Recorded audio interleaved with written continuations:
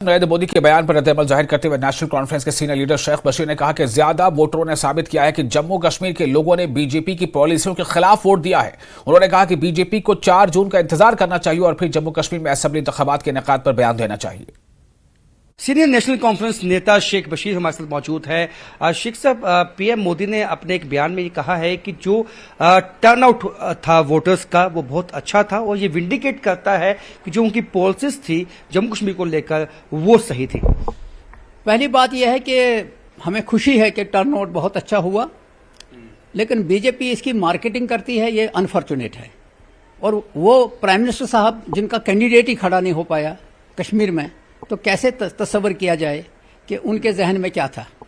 लोगों ने जो वोट दिया है उन पॉलिसीज के खिलाफ दिया है जो पॉलिसीज बीजेपी ने कश्मीर के मामले में अपनाई हैं।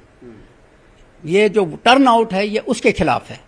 चाहे उसमें उन्हीं के जो लोग थे वो भी इसी की वकालत कर रहे थे, चाहे उनकी ABC पार्टी है वो भी इसी की वकालत करते हैं। उनमें से कोई भी आदमी 370 के खिलाफ बात नहीं कर रहा है। तो अब प्राइम मिनिस्टर साहब को वहम हो गया है कि कश्मीर के अंदर जो टर्नआउट उनकी वजह से हुआ, शायद ये नहीं है। देखिए, उनका ये भी कहना है कि जो इलेक्शन कमीशन है, जैसे कि अब जो सक्सेसफुल जो यहाँ पे फेसेस हुए, 6 फेस हुए, उसके बाद यहाँ पे असेंबली चुनाव भी जो है वो 30 सितंबर से पहले करवाने की कोशिश होगी। बड़ी अनफॉर्चुनेट बात है कि उनको 6 साल हो गए हैं जम्मू कश्मीर में ब्यूरोक्रेटिक सेटअप के अंदर दबे हुए हैं। तब तो बीजेपी को नजर नहीं आया, तब प्राइम मिनिस्टर को नजर नहीं आया। 6 साल के बाद जब सुप्रीम कोर्ट ने उनको कहा कि सितंबर तक चुनाव कराने चाहिए, तो अब जब तो क्या पता ये खुद भी सितंबर तक रहेंगे कि नहीं रहेंगे, क्या गारंटी है।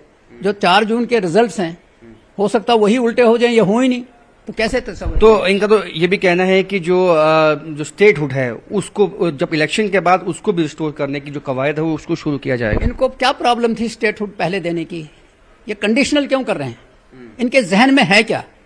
ये जो हिडन एजेंडा है वो लोग समझ गए हैं। जम्मू कश्मीर को स्टेटहुड पहले बनाया क्यों, और अगर बनाया है तो उसमें कंडीशनल क्यों कि पहले इलेक्शन कराएंगे फिर स्टेटहुड देंगे। क्या है इनके मन में, जरा सामने आके वो बात करें, खुल के बात करें कि क्या एजेंडा है। तो शेख बशीर नेशनल कॉन्फ्रेंस के सीनियर नेता, जिनका कहना है कि जो ये वोटर टर्नआउट ज्यादा हुआ है ये बीजेपी की पॉलिसीज के खिलाफ लोगों ने बढ़ चढ़ के वोटिंग की है।